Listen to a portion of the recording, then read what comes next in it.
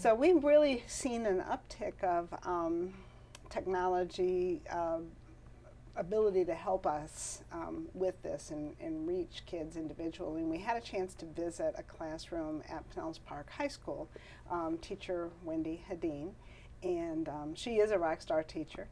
And she is not an EL teacher specifically, but she is teaching a reading class. And so these students are students that have challenges with reading, probably mostly comprehension, and vocabulary. And so again, a wide range of student need to address. So she ran across a application available to us through Windows 10 now, through Office 365, Microsoft, through PowerPoint Translator. And you know a little bit about PowerPoint Translator. Tell us what it does. PowerPoint Translator really has helped teachers and students and even parents just kind of bridge communication in a way. The way every teacher can use it is very different. The way I use the majority of the time Microsoft Translator is the translator part, not so much with the PowerPoint. So we've seen everything in the classroom, from using it in small group where the translator can help students come together and actually have a conversation about content, where in the past maybe our ELs were excluded and they were just working independently on something, but now everybody gets to engage in the same topic and kind of see the same standard being alive in the classroom. The way Ms. Hadeen uses it is very unique in the sense that she prepares ahead of time what the students are going to see, and she can just go over her PowerPoint and have that same PowerPoint transmitted in about 5 different languages at the time in her small group, and everybody's benefiting from her instruction in their native language. But then she transitions to English, which is our ultimate goal. We really want to make sure that we verify that the student is comfortable, understands the content, and then we go back to those key vocabulary words in English, and really making sure we have our targets being kind of well and alive within the small group. And she does an amazing job at using Microsoft PowerPoint Translator for that. Well, let's take a look. We have some clips of her. I first started using Microsoft Translate at the beginning of the year. I saw it on our Yammer feed for the Microsoft Innovative Educator Experts, and I thought I'd check it out. And so that's what started me with it. It has a conversational tool to it where I can set up a conversation, and my students can log into that conversation in their own language. So I can type or talk. It will show up in English on my device, whatever I'm using, and it'll show up in their chosen language on their device.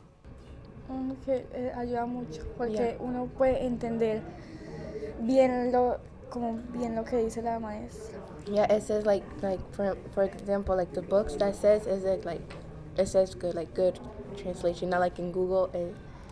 Yeah. It's better than Google Translate. Oh, yeah. Great. Well, the PowerPoint, the Microsoft Presenter, it's an add-in to the PowerPoint itself. It's from the Microsoft Garage, which is those programs that they're trying out, and it adds the subtitles in there. Now, when you first start using it, it uses artificial intelligence, and so the more that you read to it or talk to it or whatever, the better it gets at knowing what it is that you want to say.